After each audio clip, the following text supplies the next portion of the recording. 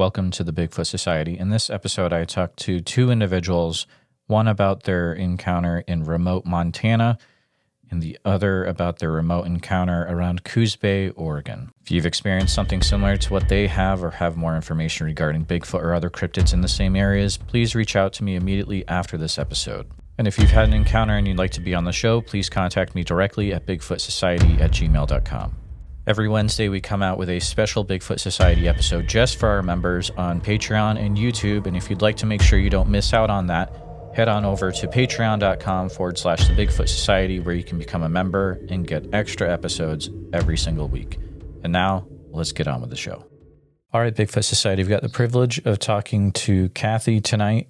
Cathy is a listener, and she contacted me regarding some things that have happened to her over the years. I'm going to go ahead and give it right over to Cathy, but thank you so much for sharing tonight, Cathy.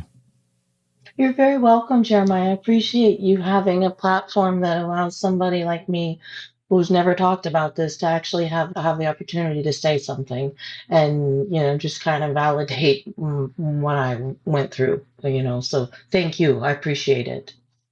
Absolutely. I feel it's very, very important to be able to give people a platform where they feel validated, safe to speak about things without feeling like they're going to get ridiculed. But so, Cathy, thank you so much for agreeing to come on. I'll go ahead and let you take it from here.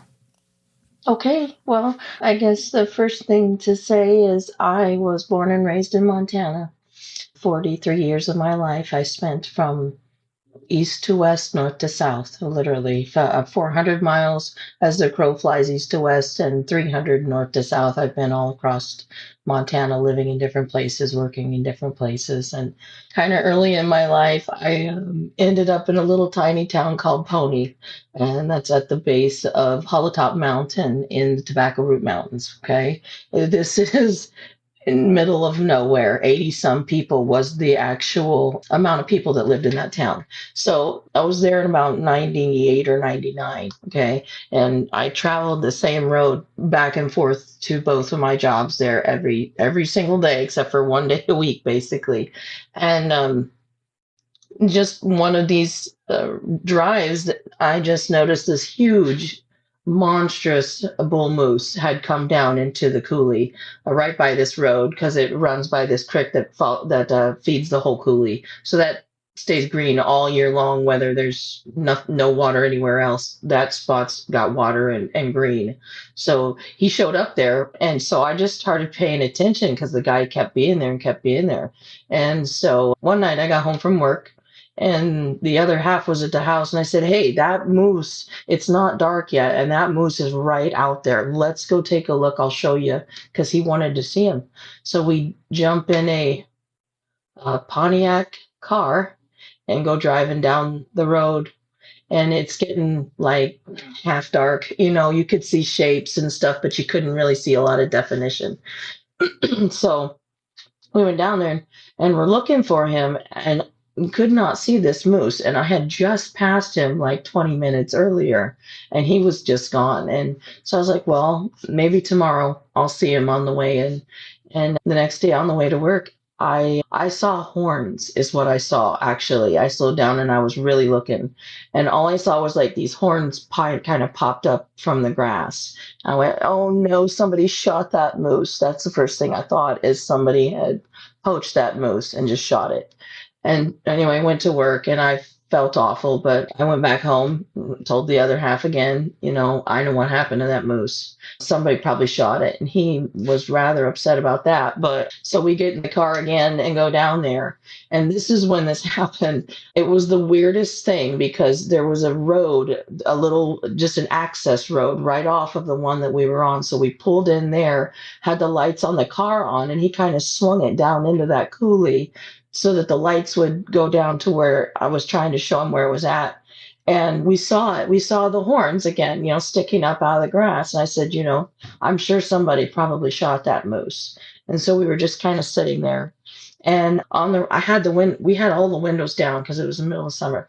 And we're just sitting there. And I started hearing something on the right-hand side of me, coming up that coulee in that grass. And I'm like, well, there's something down here. So we don't want to walk up on a moose. I'm not on a bear, did not want to walk up on a bear or something that was down there eating that moose. So he backed the car back out into the highway, and I looked over out the window and there was this brown thing coming up the side of the hill. And I went, oh, it's a dog. Because I saw it would look short, because it was just brown hair. And I'm like, oh, it's a dog. And he's like, oh, okay. And I said, no, it's not a dog. It's a cow. Because it kept coming up the hill and it was getting bigger. And I could see this brown. And a second later, this horrible stench just destroyed our car. It was the most disgusting smell I've ever smelled. And I said, it is a bear, because I knew that a grizzly would do that, roll in the garbage that they're eating. And so I said, it is a bear. And he took off. This thing was not a bear, because it was running beside our car. I could have reached out and touched it, and I'm looking at legs. Now, that was the craziest thing. And I'm looking at these brownish gray legs and brown hair, and it was beside us, and I could see pads of feet. I could see this like brownish tan, it looked like leather brown feet, bottoms. I see these flashes as it was running. And I told him, go faster. I was just basically panicked at that point, because I'm seeing just legs beside me. And I'm not focusing on anything else except for this thing could grab me right now. We're right next to each other. And so he just took off as fast as that car would go. And we basically, on the drive home, were in kind of too much shock, and I was shaking like a leaf. I was literally jello inside. And I just looked at him and I said, did you see that? Because I wasn't sure if he had seen what I had seen. And he said, I don't want to talk about it. And I said, did you see that? Did you see what I was looking at? And he said, I don't want to talk about it. And Jeremiah, I thought about this for a long time. I really did. And I'm like, why will he not talk to me about this? But I've a long time of getting to really know somebody. He was a bully. Honestly, I don't normally talk bad about anybody, but I need the backstory here for his reaction. And I finally figured it out. He's always belligerent and a bully.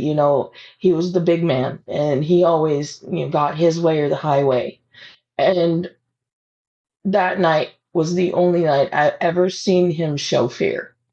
I never saw him show fear at any other point in time. And this man was burned from head to toe. He went through terrible things, and he just gritted his teeth and bared it. But he was scared to death that night. And I think that's why he would never talk to me, because that was the only time he ever showed me absolute fear of something. He wasn't the big man in the woods. And so that was the first time something strange happened, and that was over in the Tobacco Root Mountains. And it was like 4 years later. We moved to another town north of Paradise Valley and hunted in the Gallatin and Custer National Forest. We went to the Absalokas. We were all over the place, Custer and Sweetgrass, all down through there.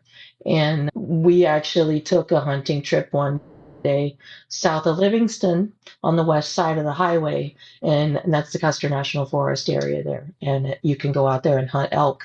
So that's what we were doing. I had a 30-06, he had a 270, and we just went out there and we're walking, parked the vehicle and we're walking. It was the middle of the day. We're walking out there, and I was about 50 yards behind my ex-husband, my husband at the time. I kept a little distance, because if he saw something, he would basically just freeze, and then I would freeze, and that's how he wanted it. And so I was about 50 yards behind him, just trailing him. And I kept hearing something behind me. And I kept saying, there's somebody or something out here behind me. Because every time you stop and I stop, I hear something, then it stops. And then we go. And I said, "This is really unnerving. I don't want to be this far away." And he got annoyed with me, but he said, "Okay." So we kind of get together down into these bottoms. You got the mountains at the top, but then at the bottom, they're pretty clear. They're grassy areas, easy to get through and walk through. And so I kept hearing that, and I said, "Why don't you go, behind me for a minute, and you might hear this." And so we just kept walking, and he said, "Yeah, I hear something, but I'm not sure what it is." But it did not sound like an animal. It just did not sound like an animal. It was just weird. And as we're going along, all of a sudden, the brush to the right of us just exploded, and this huge cow moose came running just out of those freaking bushes and right in front of us and just kept on going. That thing acted like we did not even exist. And that was when I said, "Okay, I'm very uncomfortable with this situation. I don't care what gun you have, there's something happening here," because she didn't even look at us. So something bigger than us is after her. That's my logic. I'm logical and rational. I'm thinking if that thing ain't even looking at us and being worried about it, there's something worse coming up the hill. And just get that horrible, sick feeling like something very bad is about to happen here. But we turned around. We turned around because I did actually tell him I'm not going any further. I'm not going to do that anymore. I'm not going to walk into a bear. And that's what I kept thinking to myself. It's got to be a bear. I always blame it on bears first and foremost. But that did not sound like a bear. That moose just didn't seem like, she even cared that we existed. And she just went right past us. But the one weird thing, Jeremiah, I was going to tell you about Pony. Those are the two different places, anyway, I had these weird experiences. But the one thing about Pony is where we lived right at the base of Holotop. And so our neighbors had a house beside us they rented, and then their house. On the back of their houses, they had huge motion sensor floodlights, okay, on the back of these houses that were beside us, the two beside us. And they had a 4.5 foot picket fence around their house. And so at night when I was by myself, the lights would just flash on. I'd go look at it, Oh, there's some deer, or there's the dog outside, or whatever. But occasionally, you would go out there to the window and look, and the deer would be screaming through that field and right into their yard where those lights would come on, and then keep on going. And then just a split second later, you'd see a big cat chasing them right through the yard.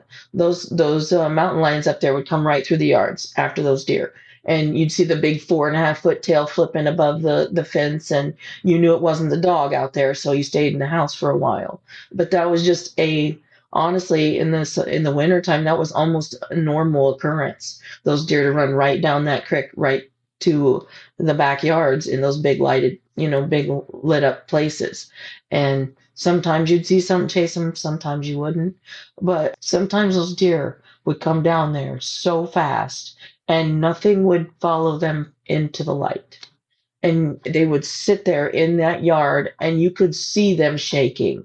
I mean, you could see these deer quivering, but they didn't run like they did when the mountain lions were behind them. They kept going. But occasionally these deer would come down there and get into those yards, those 2 yards, and they wouldn't move.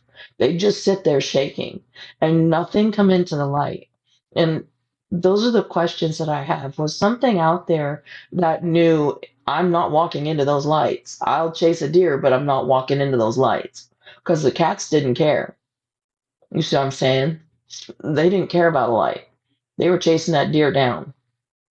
So just weird stuff like that happened up there. The moose, we had another moose. It was a cow moose. When she would drop her twins, she had twins 3 years in a row up there.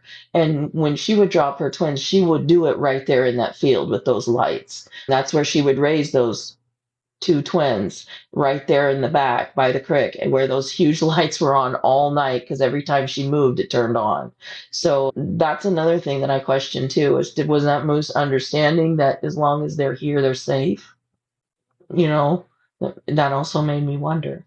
that there's something out there that's enormous, that's 3 times as tall as a normal Pontiac car, at least. I mean, because all I saw was legs and feet, and that's the only thing I saw.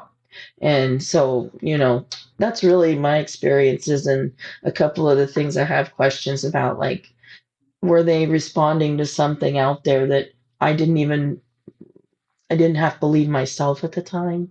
You know what I mean? But that's that's really what happened, is seeing it right by the car. That was the big thing for me. Is actually I could have reached out and touched it at the time, but thank goodness it didn't touch me. That is an incredible account. It's very, man, I don't even know how I would handle it. Were the windows down in the car when you were in it? 100%. Really? 100%. So it was All four. Oh my goodness. So you're in this now. You're saying a Pontiac car. Was it? It's a Bonneville. It's a Bonneville. So It was like a 1990 Bonneville. Okay, which is lower to the ground, right? Yes. Okay, but you had the windows down. Oh man. Well, yeah, it's Montana in the middle of summer. Yeah. You're going to have the windows down. You don't run the AC. Yeah, that makes total sense. So you had mentioned that you could see the legs, the pads of the feet. Did you notice any other part in addition? I don't know if I heard anything. I'm makes me wonder, because I thought it was like I say, my brain was triggering what could this be, and it was just getting bigger, and so my brain was going bigger and bigger. And when I thought it was like a cow beside us, I thought I heard like a cow huffing. When a cow runs, they will huff. They'll they labor. And so I thought that's why I thought it was a cow, because it was like shorter 2-3 inch brownish hair, and I think I heard it huffing, and that's why I thought at first, oh, that's got to be a cow. But then it kept coming up the side of the coulee right to he was headed right to us. That was the problem, is that my brain was not working fast enough to go, what am I looking at, until I was just looking at legs. Right. And then, like I say, I could see the feet pads, and it was just these enormous legs. I didn't see any arms, hands. I don't know if he had them up or what, but there's not much else. The smell was the worst part. The smell made me I was gagging. It was so bad. And it stayed in that car. It lingered with the windows down, 80 miles an hour. It was horrid. So you saw it come up the banks of the coulee to the car. You said that you weren't really thinking of what was going on at the time, but do you remember like looking at the creature at that time, like looking at its face or anything like that? Or no, there wasn't any. It was coming up sideways.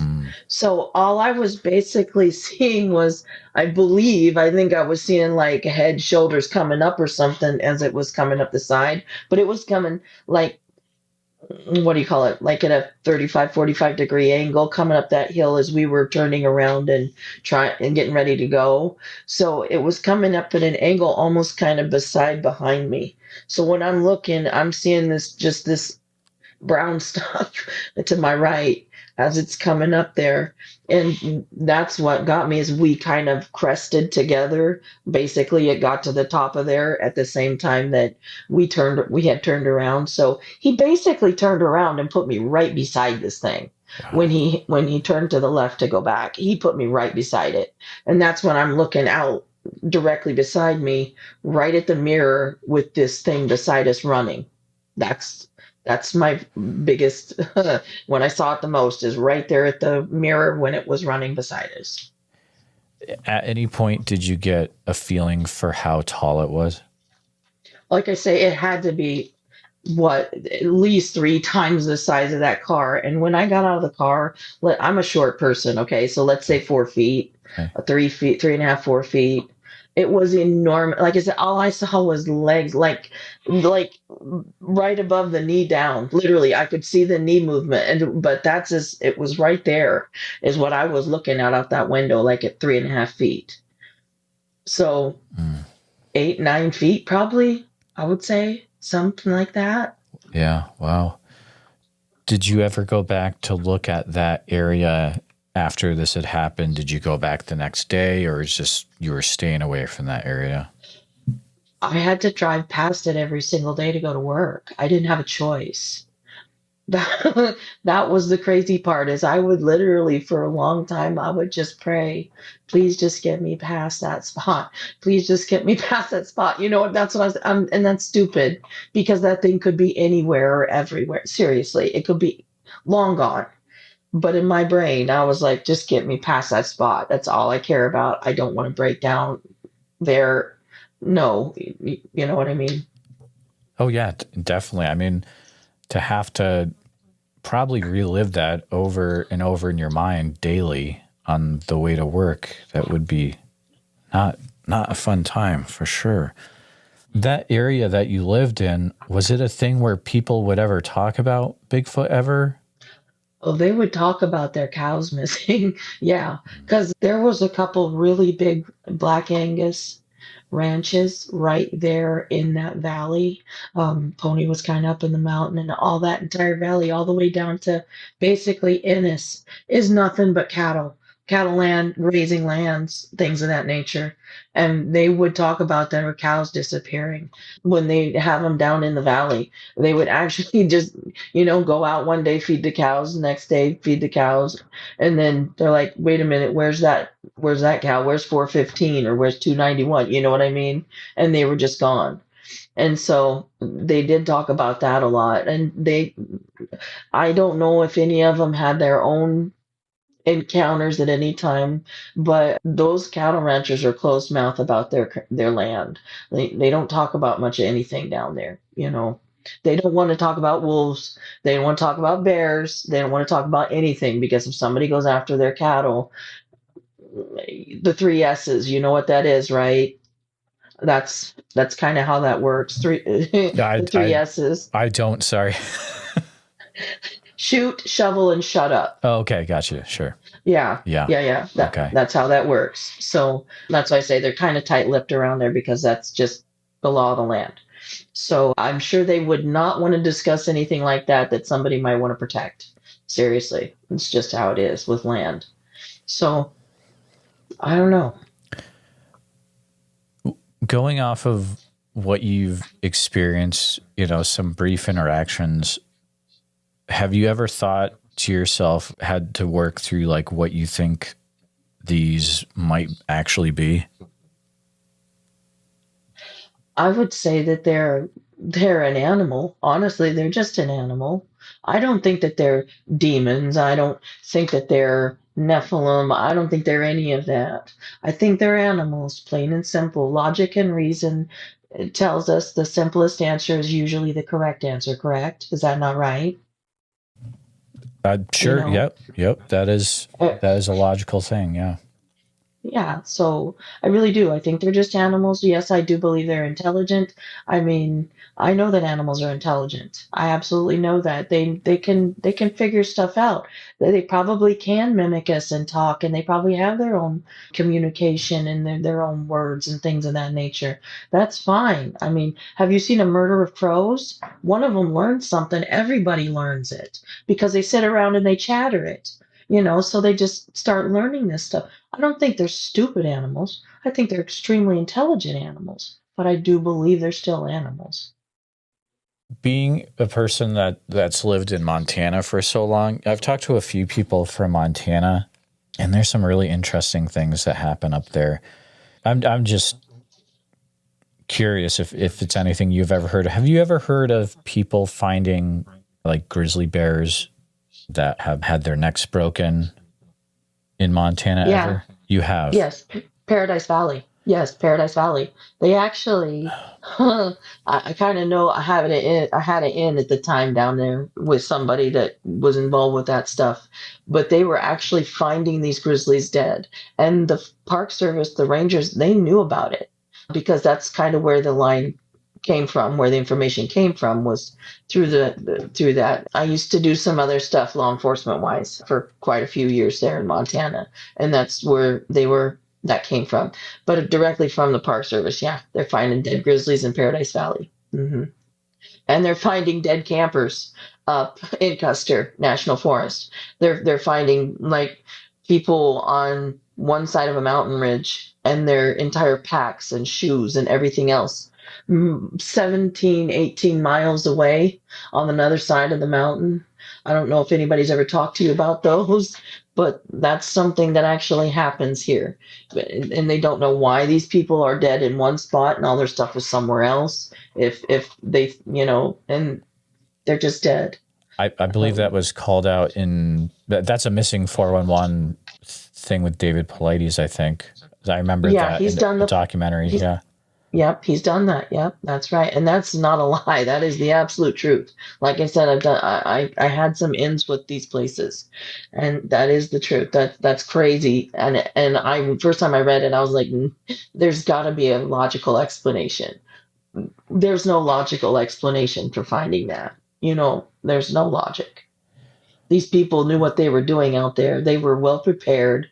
It's not like it was the first time they went on a hike. Something happened to these people. I remember looking into that myself, and it does not make sense at all. Going back to the grizzlies, did you say that, so they were found dead, but you said their necks were broken as well? Not only their necks were broken, but their bodies were mangled. They weren't just somebody broke their neck and let them lay there. They were mangled bears. And that's what the problem was, because they're like, a wolf pack is potentially capable of doing this, absolutely capable. If the pack goes after a bear, it's possible. Okay. So we're in the realm of possibility. But who's going to mangle that body and not eat it? That's the thing. If the wolves are going to take the time and energy to kill a bear, they're going to eat it because they've wasted all their energy killing it. You know what I mean? Absolutely. Can you you said the bodies were found mangled. Can you, and not to get too crazy, but can you describe like what that exactly means? That they were just broken, like they were legs broken, they were mangled, like twisted backs and all kind, just mangled, like they had been manhandled to the point of death, just manhandled to the point of they're just mangled and left there. And that's why I say that if they were killed by another natural predator, that predator doesn't take all of that time and energy to kill something like that unless they're going to eat it. That's just natural selection, the energy they spend, they have to get a reserve again. They've got to eat it. And you're saying that it was just left there. They're just left there, yes. And they have the pictures of them. That's the thing. I don't know why people are so tight-lipped about this business. If that's happening down in the Beartooth and Absaroka wilderness, that's a playground for millions of people every year. You know what I mean? In your thoughts, what could break the neck of a grizzly bear? On the very edge of the realm of possibilities. Okay, this is all I'm going to say. On the very edge of the realm of possibilities, I have seen bull elk and bull moose that could probably do that if they absolutely had to in some weird way with their horns. That's the only thing that would be big enough and strong enough to even attempt to do something like that. There is nothing else out there. That's why I said the wolves are not going to do that. Wolves are not going to do that. They can't. They don't have hands. There is no other option. And I'm sorry, but that's the truth. There are big animals out there that are, I think that's what's happening. I really do. I think that's what's happening. I think they're being killed by Bigfoot. End of story. There's no other logical explanation. So I'll tell you, it's something that's come up at random times over the last few years. There's been interviews where I talked to a gentleman in Oregon where he found a black bear that was pretty much mangled by Bigfoot. There was a hunter that was mangled by Bigfoot in northern Alabama in a similar way. It's wild when you start to connect pieces from different parts of the country like that. So I was talking to a gentleman a while ago named Ken Metzger. He's a Bigfoot researcher in Montana. Have you ever heard anything where there could be connections between missing 411 cases and Bigfoot? Besides, we did already talk about the one person that was found on the side of the mountain, but did you have any thoughts about that? Oh, absolutely.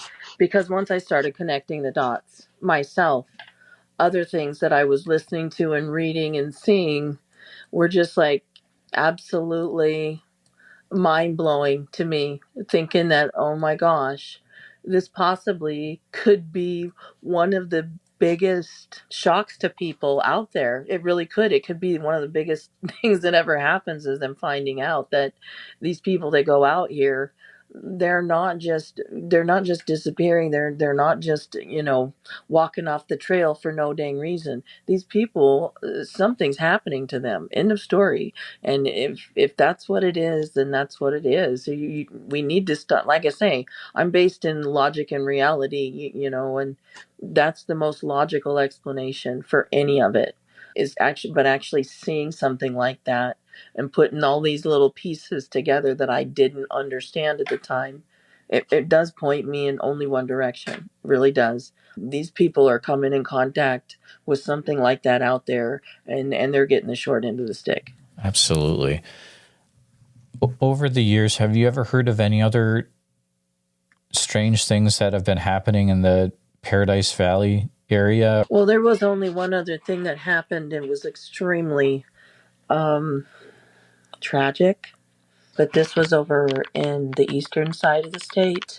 It was the middle of winter, probably 2008, something like that, 2009. We had a gentleman that we knew. He took off to go hunting on his four-wheeler. Okay, he had his four-wheeler all packed up because he was headed out. He was going to stay out, and he disappeared. And later on, once the ice kind of broke, they found him attached to his four-wheeler in the river. And they were like, what would make somebody who knows this place, who was born and raised here, who has hunted here their whole life, what would make somebody veer off course and drive over a river they know is not frozen? He absolutely knew that was not frozen. And it makes me think, what would scare someone that bad that they would lose all thoughts of safety and drive onto a river they know is not frozen? And his boot got stuck on the bottom peg on his four-wheeler, and it killed that man. He went down with his four-wheeler. Now, I don't know what else would make you that afraid. Absolutely. And that's something I've always questioned. Why would a person do that is so intelligent, so good at being outdoors? Why would he do that?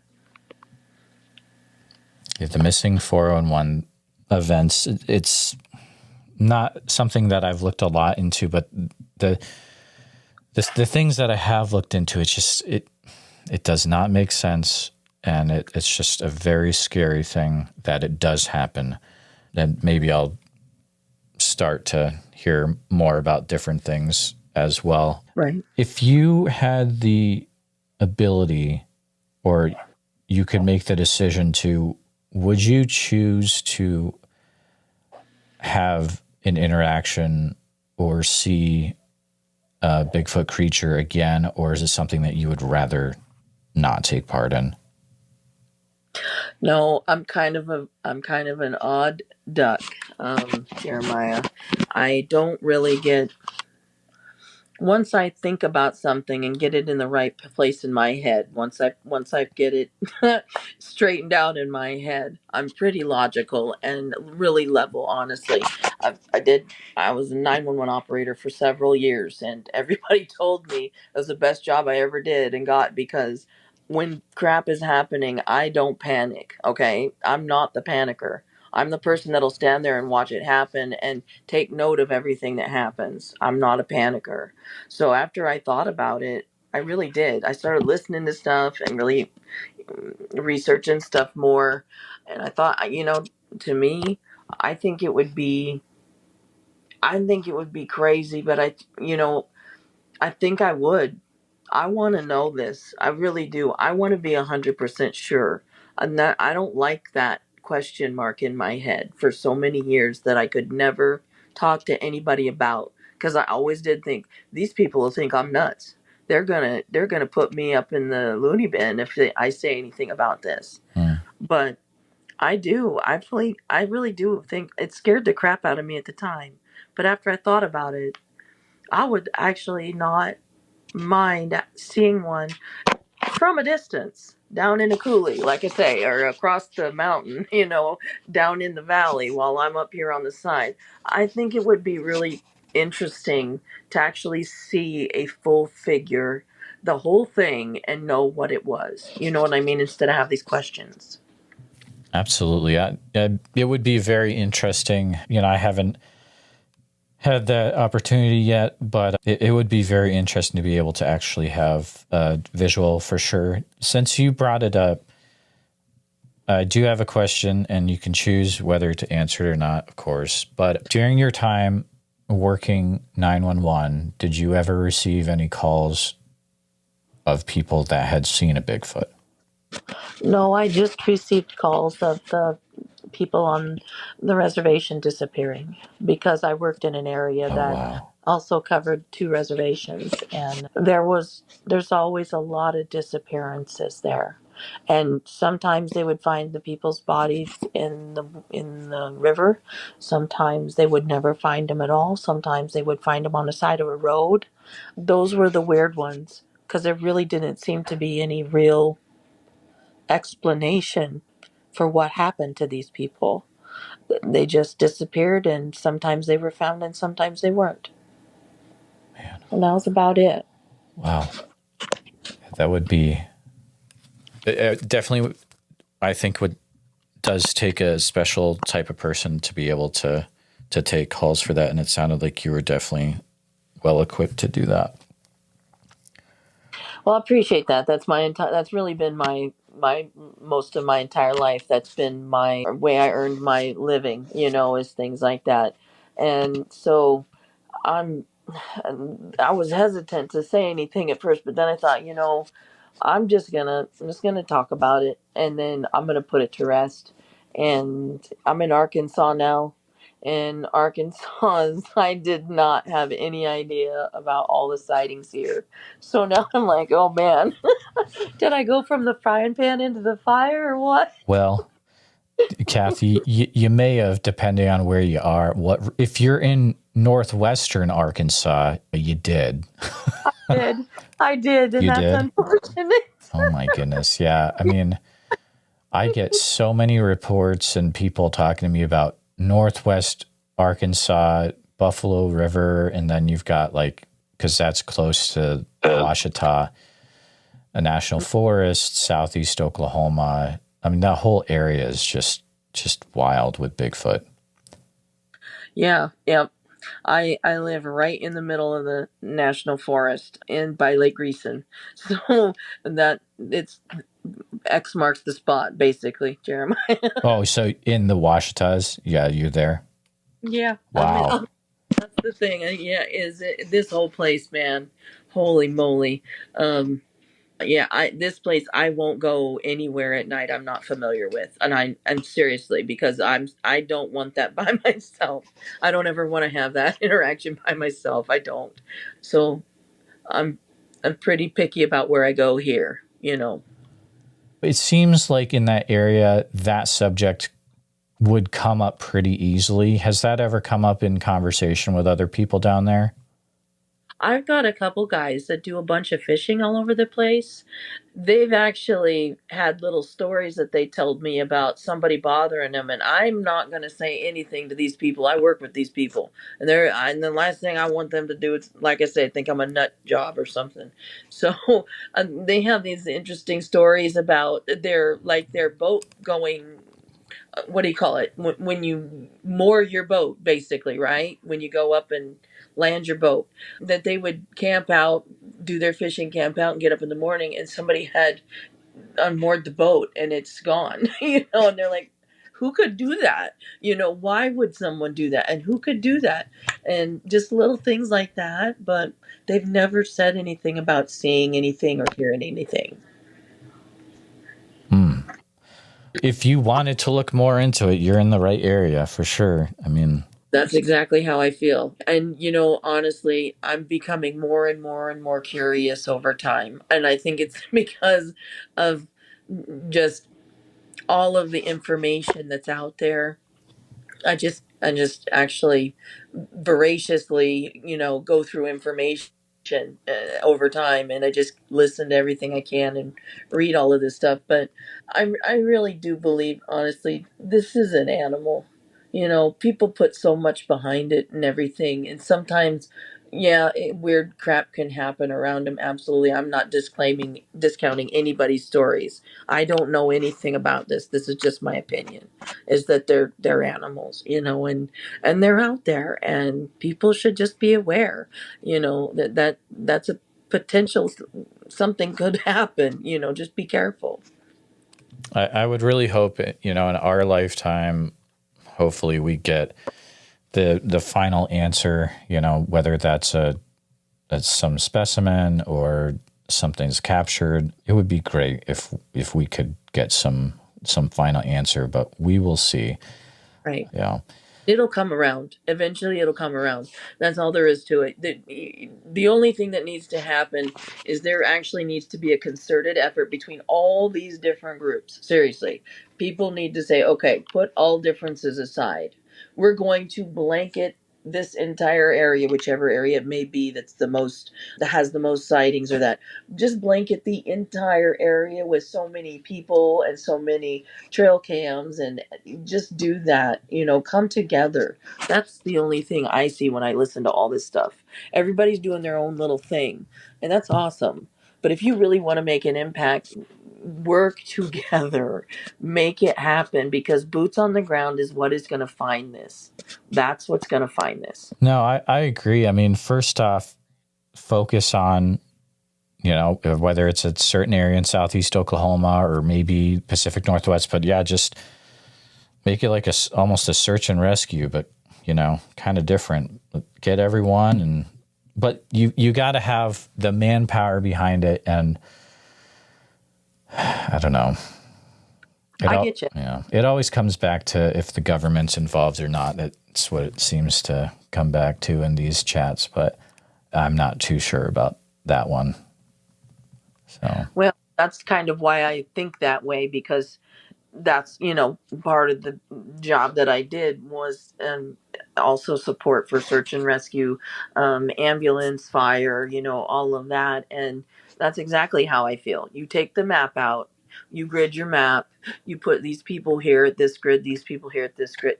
That's exactly what my mind went to, Jeremiah, honestly, is more blank search and rescue. Because how do you find a little girl in the middle of nowhere, Custer County, Montana, that's nothing but flat plains and dry scrub brush and all of this stuff?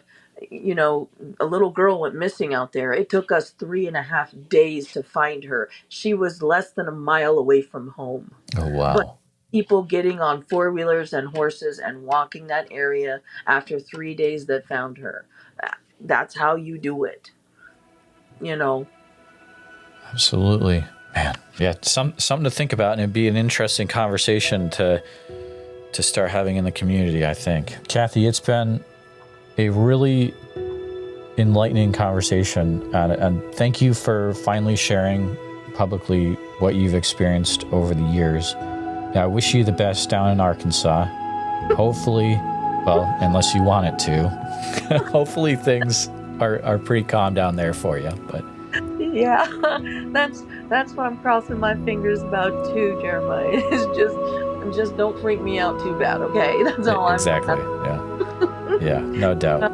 for allowing me, honestly, for allowing me to just get all of this stuff off of my chest and say, this is what happened. Okay, now I can put it to bed.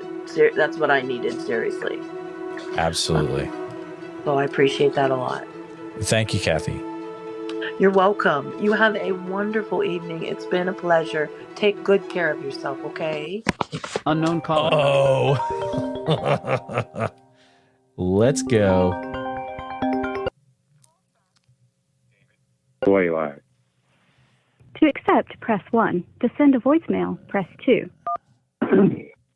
Hey, is this David? It is. Is this David Blaylock?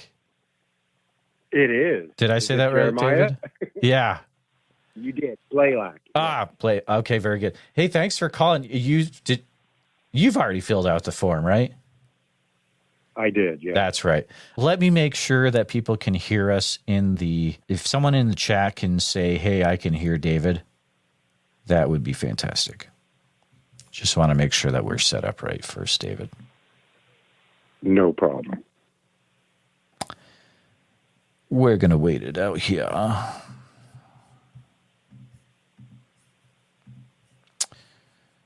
Okay, we can hear. Perfect. We're ready to rock. Well, David, I know we were planning on chatting eventually, but I'm glad you called in. I'm going to let you go ahead and have the floor and share what you would like to, and I might have some questions. And also, guys, in the comments, if you've got questions, go ahead and throw those in the comments, all caps, please, and I'll put those in too, potentially. So, David, go right ahead, sir. All right. Thank you, Jeremiah. So my name is David Blaylock, and I grew up in Northern California, very near where the Patterson-Gimlin film was filmed. And 20 years ago, me and my wife moved here to Coos Bay, Oregon, which is southwest Oregon. And we've hunted elk and deer and bear and everything, camped and done all the hiking and stuff like that.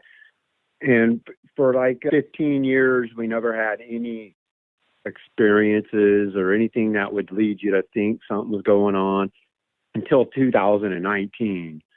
And in 2019, 2 days before the end of August elk season started, for bow season for elk, me and my wife and my sister, she followed us up there. We had our truck with a camper, overhead camper on our truck. And my sister followed us up in her car, and she had her two little dogs. I mean, my wife had our little min pin dog. And we drove up, and it takes about an hour and a half to get there. You're like 14 miles up a dirt road, a gravel road, and parts of it's dirt. And it's really a thick area, rainforest, a lot of moss on the trees, and you really don't see the ground. It's all just brush and ground cover under the trees and stuff, and big old growth trees. So 2019, I think it was August 26th when we got up there, and we showed up at the camp spot. My sister had never been there before. And like I said, me and my wife had hunted this area for like 14 years straight, camped in a tent for the whole month, and never had anything strange happen or anything.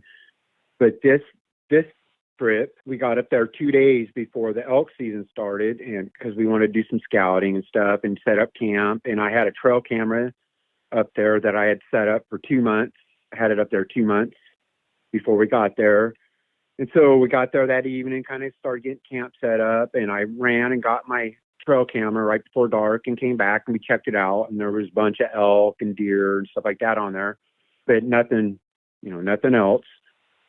And about 10 o'clock that first night, me and my wife was kind of making noise, doing some stuff, and my sister was standing there on the road, and it was like 10 o'clock at night. Like I said, it got dark maybe a half hour or something before that. And my sister just like, well, I guess we got company. And I kind of looked at her. I'm like, what do you mean? She goes, well, somebody just made like a banging noise sounded like a tree knock, but it was a bang up on the ridge up there. And I'm like, where did it come from? And she pointed. And I was like, sister, there is nobody up there. There's no roads. There's no trails. It's just like a steep, thick hillside, like a mountainside. And they'll have crews, logging companies will have crews come through after they like log an area, they'll replant these trees. And then after about 10 or 15 years, they'll send crews in there and they'll cut down certain ones to kind of thin it. And they just leave those ones they cut down just laying there. So, I mean, it's like a thicket. Can't even hardly walk through it. And so when she said that, I was like, well, I'm just telling you right now, there's nobody camping up there. And she goes, well, I don't know what that was. And so I'll make like a long story shorter, I suppose. And each day we had stuff like stumps sound like they were being ripped apart, knocking sounds all around us. And sometimes you'd hear like a knock and then like something was running through the brush, like a knock, and you could kind of hear it run off. And each time I was like, trying to write everything off, like, well, it could have been elk, could have been deer, could have been bear. And the knocking could be like elk crashing antlers because it's about the time they start their rut and stuff. I was trying to write everything off as normal sounds you'd hear in the woods. But in the back of my mind, I suspected it wasn't normal sounds that you'd hear in the woods. And so it was the second or third day of hunting season. So it'd been like the fifth day we were up there. My sister rode with us and we drove up this road and we were going to go on this one hunt. Well, while we were driving up there, we see a herd of elk. And those elk, instead of just being like scattered like a herd would be, they were all like corralled in like a circle, all really tight. And they were kind of just walking around each other like real tight circle. And I thought that was kind of strange, but there was a nice bull in there, and the bull ended up just kind of separating and going like walking off by himself. So me and my wife get out of the rig and we're both hunting, and my sister stayed in the truck with the dogs. And I mean, I just shut the truck off and me and my wife got out and started making our hunt, like walking around to get the wind right and stuff and circling around so we can make the stop onto that bull. And while we were walking down, we couldn't hear it because we're down in the brush. I mean, like I said, the brush is over your head. So you're just kind of trying to sneak through the brush, but it's like kind of rubbing on your head and on your body and stuff. So you couldn't really hear what's going on around you. Well, my sister said as soon as we left the road and got into the brush, she heard three distinctive knocks. One from like one side of the elk, one from the other side, and one from like a triangulation. They were like from three different areas. And while directly after she heard that, she saw us walking into the brush, and she said right behind us, coming the same direction that we had went, she saw a black hairy figure. And she didn't say what it was, but just a dark black figure was walking the same trail that we had walked, and like behind us. And so we'd made our hunt and everything, and we spooked the elk, ended up, and they all ran off. So we went back to the truck after about an hour or something. And my sister was like, did you guys hear those knocks? And we're like, no. Did you guys see what was behind you? And we're like, no.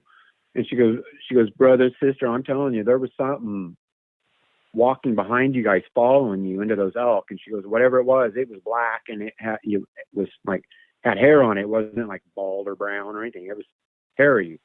And we're like, oh, okay. And we've all three had experiences before this. I'm just telling you guys this experience. And so about the sixth night, I think it was, after that, we were sitting around our camp spot, which was just on the side of this gravel road. There wasn't any other. We saw like one or two vehicles up to this point, like a week into it. Just a couple vehicles driving by, and we're way up in there. But we're just camped on the side of this gravel road on a pullout. So my sister smoked cigarettes, and each time she would get up, I would step up. So let me back up a little bit. Every night before this, we would have our lantern. I had a shotgun, because not for anything but like bears or mountain lions or whatever, just for protection. I'd have my shotgun leaning against our camper, and we'd have a flashlight and our lantern burning, and just sit out there and just talk and camp before we go to bed. And so this night, we only had a mosquito candle burning, like one of those citronella mosquito candles. And so it was like really dark. I didn't have my gun or my flashlight out. I just had this like little cheap headlamp on, and I had it on a green setting. So when you turn it on, it was green, and it didn't light everything up very well, but you could see eyeshine really well. And so every time my sister would, step up into the gravel, getting out away from me and my wife, so the smoke wouldn't go in our face, she would light her cigarette, and I would just stand up, and this is like 10 o'clock at night again. And so I stood up and shined my light, just to make sure there was no animals or no bears around her or whatever.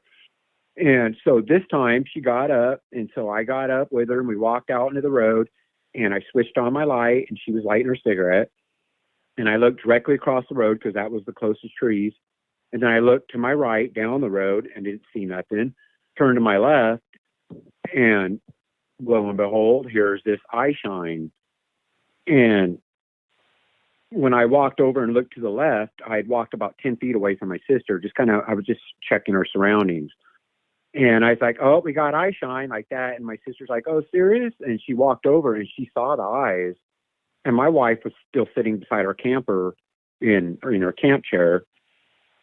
And these eyeballs were like a foot apart.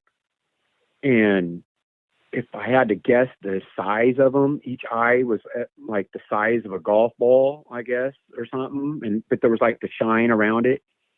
And I had my light on green, so I don't know if it was that, but they were like an electric yellowish green reflection in the eyeshine.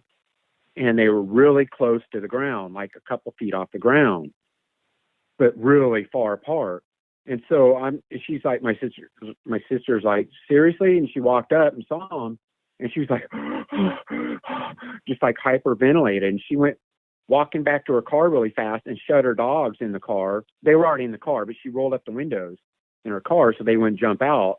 And my wife had our dog, and my sister, and I'm just locked onto this thing, and it's not blinking. It's not looking away. It's just sitting there, staring right at me. And I couldn't see what I was looking at, but you could just see like a blackish shadow of it, but you couldn't make out a shape. You could just see that there was a body attached to the eyeballs. And so my sister walks back up after she locked her car, and I'm still just staring at it. And it's literally about 30 yards from me, maybe. And it's right on the edge of the road, the gravel road that we're on, but there's like a drop off, and then it's like a flat down off that drop off. And so my mind was thinking it was either a bear or an elk, just like a quick thought. It was like, it's a bear or an elk. But my mind was also saying it doesn't look right because bear eyeballs are little, they have little beady eyes, and they're kind of close together. And elk can have big eyeballs, and they're kind of spread apart, but the eyes were like a foot or two off the ground, which would mean an elk would basically have to have its head on the ground for its eyes to be down there. And it didn't make no sense. And so my sister walked back up, saw it again, and just like, and freaked out. And finally I was like, babe, I need my flashlight and my gun right now. Cause at this point, I'm still thinking it's a bear. That's what I'm kind of thinking. And so my wife, I hear her get up out of her chair and go into our camper, and I can hear her like, dunk, dunk, dunk, and she was getting the flashlight and the shotgun. And I'm still just standing there. I'm not moving my head, and it's not moving, and we're just locked on each other. And my wife, I can hear her come out of the camper, and she's walking up to my left, and she goes, here you go, babe. And literally she bumped my left arm, and I turned literally a half second, grabbed the flashlight and the shotgun and turned, and whatever it was already gone. Literally a half a second without a sound. And this place is thick rainforest stuff. Just like thick brush. Somehow this thing was off the road and gone in a half a second at the most. And so I was like, where'd it go? And my sister and my wife's like, I don't know. So I was shining my flashlight around the road, down the road and on each side of the road. and it was gone. So I kind of walked towards it and was shining down through the trees as the best I could, and nothing was there. And I was like, you guys want me to just, because I'm still thinking bear at this point, but I was like, you guys want me just shoot a warning shot just to make sure you don't come back? And they're both like, yeah, go ahead. So I just put my shotgun up in the air and just, shot a shot off.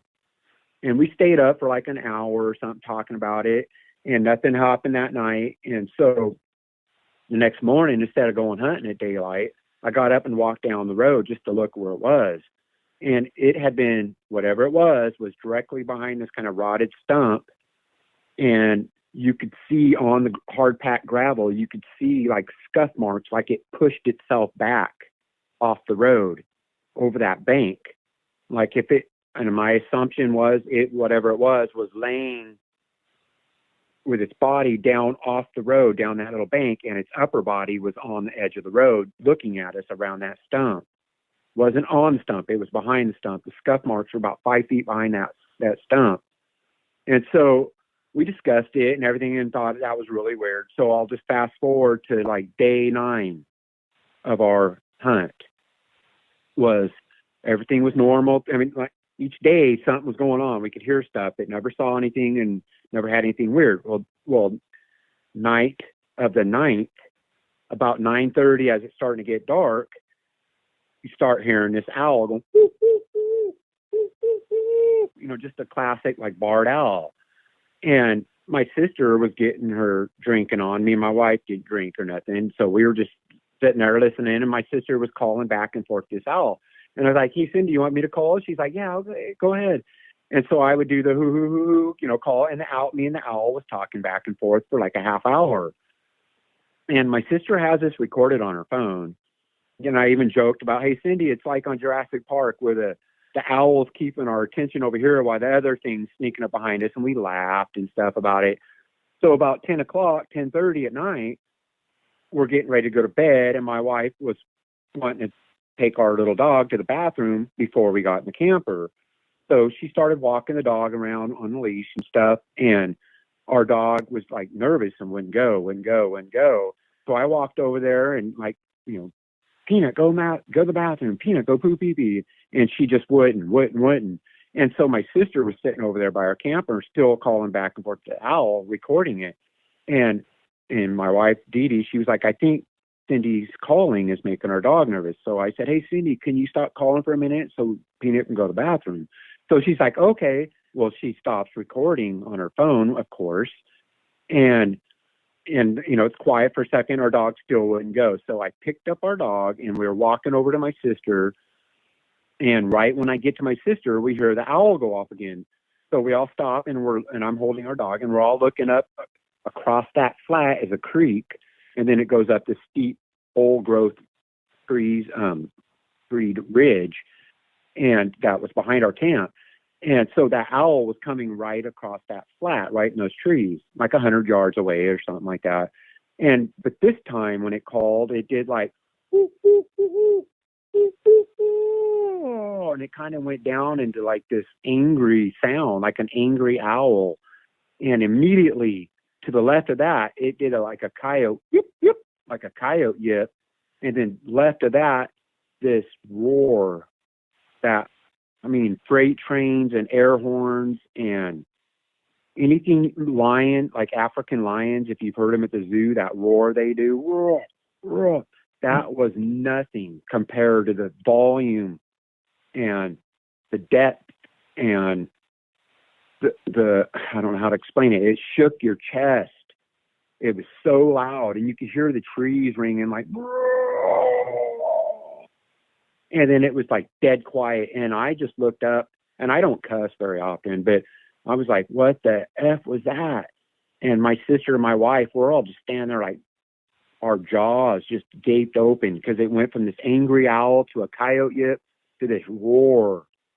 And I was like, we need to go right now. So I literally grabbed my shotgun and my flashlight and stood there shining the direction it came from while my wife went and got her purse and our medicine bag and all that stuff, like our essentials.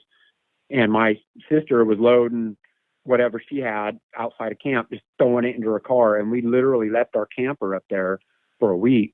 and we just beat feet down the road, and we had to drive past that area. So I told my wife to drive, and when we were going by, this is like I said, about 10:30 at night, I had my window down with my shotgun out the window and my flashlight shining in the direction just in case it was charging us as we were leaving.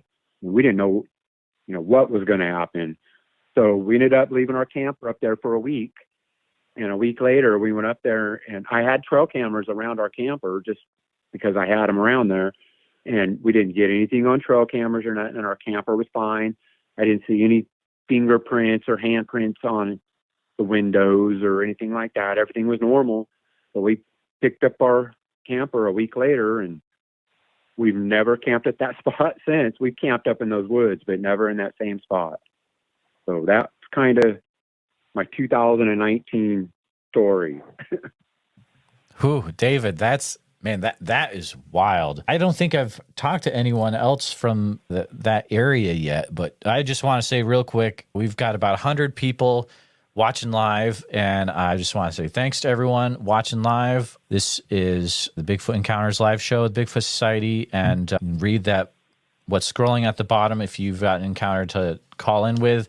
But David, man, what an interesting, and I was going to ask you about the pattern, if there's a pattern to the knocks, but you already had mentioned that you were hearing like 3. That's a common thread I've heard come up in a few encounters. Like you usually hear 3 knocks. So that's really interesting that you did bring that up, where it was almost like the triangulation of the knocks going on as well. Did your sister tell you how far away or how far behind the figure was behind you guys when you left? There's that black figure that was following you. She said it literally, like when she lost sight of us, we were probably, I would say, 200 or 300 yards away from the truck when we entered into the brush to kind of make our sneak. And she said she could see us, like parts of us every now and then kind of going through the brush. Yeah. And as soon as she lost sight of us, she said from where she could see us going into the brush, like something immediately was following right behind us. Like right behind us. I don't know how close, but yeah, like literally. And so I kind of suspect, this is just speculation, that the reason why those elk were all in a bunch like that was maybe they were hunting those same elk. Yeah. That's just my thought. Wow. That is wild. The part with the eyeshine was very interesting. There's a few back and forth comments that were interesting. Tate had some, he was like, well, maybe a mountain lion. And, I was thinking that too, but I was also thinking that you had mentioned that the eyes were very big and they were super, far apart. But I was like, well, he said it was only a few feet off the ground. So then I'm thinking, well, maybe we're looking at some sort of like spider crawl or on all fours situation, which might explain how you could have the eyes so far apart, but yet so close to the ground. It's a very interesting situation. So I don't know if you have any thoughts about that. Well, I do. And I thought, and my son was the first one to suggest, here we call them cougars, but they're mountain lions. He thought that. And I was like, well, it's possible, but look at a cat. Look at a cat. Their eyes they're not that huge. They're, pretty good size around, but they're not that far apart. And the weird thing is, okay, that could be an explanation, but explain to me how it knew when I turned and grabbed the shotgun and the flashlight, how at that instant, that is when it was gone. That kind of was just, I suspected that was kind of weird, which I suppose if you unlock eyes, that might be when they move. I mean, I could get that too. But the thing, Jeremiah, about it was that this was, like I said, the gravel road. And then where it was right on the lip where it dropped down like about 10 feet. Like the bank dropped down like 10 feet and then there was a flat. And it could have been like a spider crawler down in that on all fours, or it could have been just laying with its body off the road and its upper body was on the road, on the edge of the road. Whatever it was, it scuffed hard packed gravel. You could see like 3 distinct scuff marks where like it pushed itself back. That's so interesting. And I mean, You guys had some weird stuff going on there. And it's cool that you guys were out there for not just 2 or 3 nights. I mean, you're out there for, what did you say, at least 9 days, and then you headed out? Yeah, that ninth night we headed out. Me and my wife went camping the next weekend, but in a whole different spot. And I'm not afraid of any animals, but literally I was in like cold sweat trying to go to sleep the first night back out camping. I was like, just leave me alone. Just leave me alone. That's what I was thinking. Right. Oh, that's wild. Let's see here.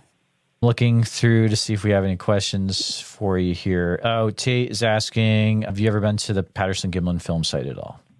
I have not. Okay. I've been by it, but not up. I haven't done the actual hike in. No, I've been to Willow Creek over and over and over. Oh, okay, cool. Willow Creek for a while. You've got Can Squatch says, what about David's experience of something trying to get into his family's trailer when he was a kid? Yeah, that's a whole nother long story. Gotcha. I could give a short version of it, or we can wait until I do the actual thing with you if you want, or whichever you want. So I would say that maybe let's do part 2, because I want to make sure that you can do all the details and give it, give it all you need to. So let's wait until you come on the show, which I know is coming up. So it will. I got a story, and I got another one where it's basically where I felt like I grew up, which is in Weaverville, California, in Trinity County, California. Mm-hmm. And that one is a whole nother experience. So David, I'm excited to chat with you on the show. How are you? Do you go to any festivals in Oregon? There's one coming up that I probably will go to. It's I think it's over by Oak Ridge or something like that. I'll see you there.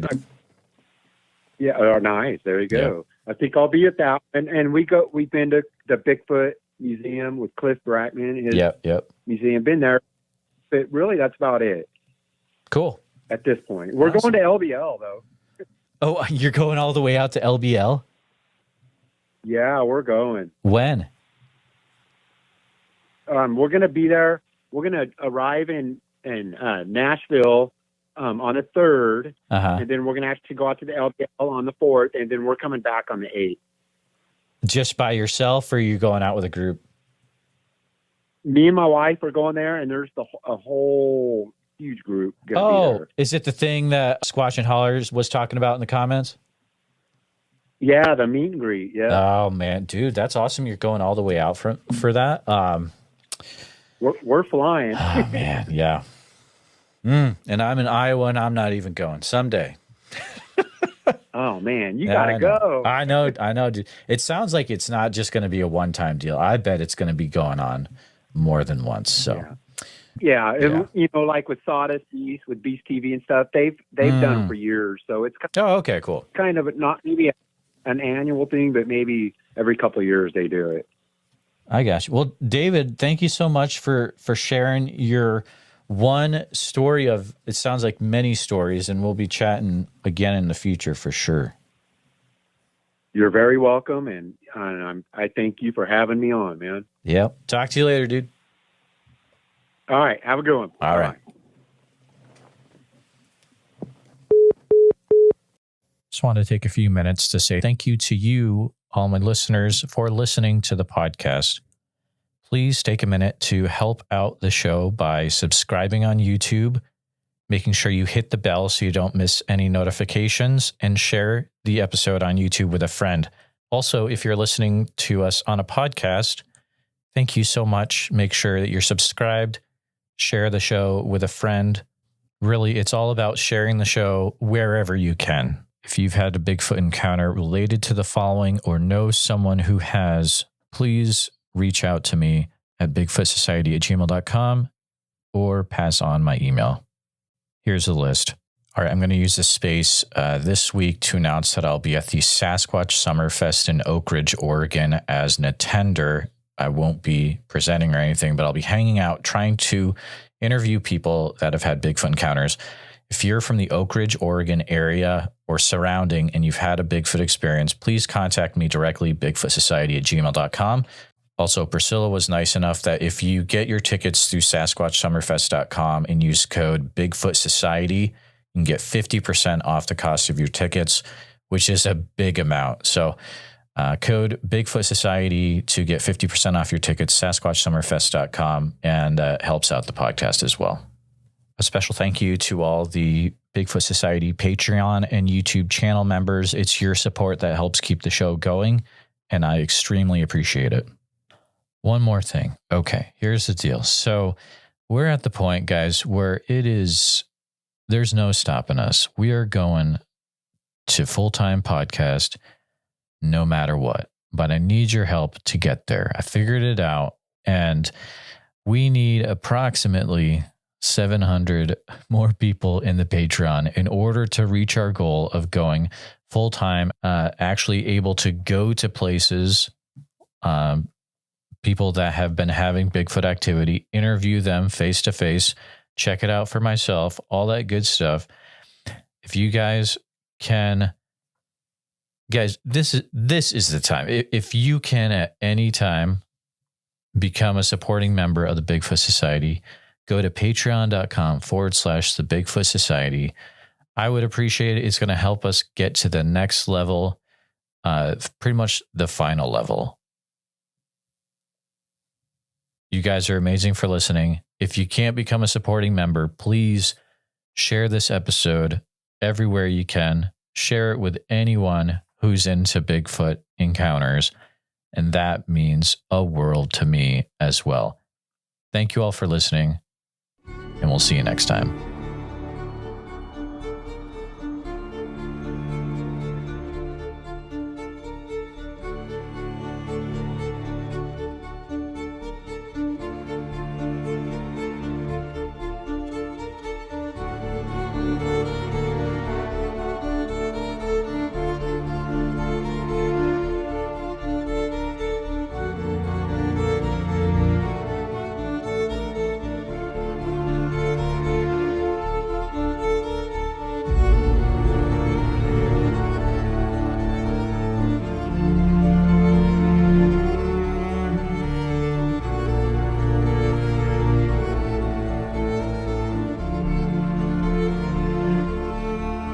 Her and I can get on here and we can tell our stories.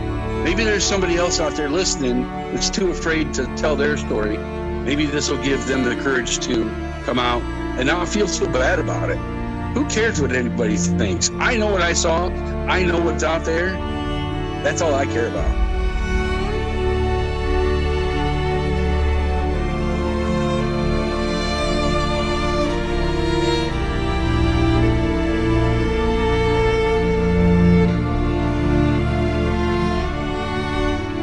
Let people know. Please let them know. If you ever see one of these things, you need to tell. Because if you don't, then shame on you. You know? Shame on you.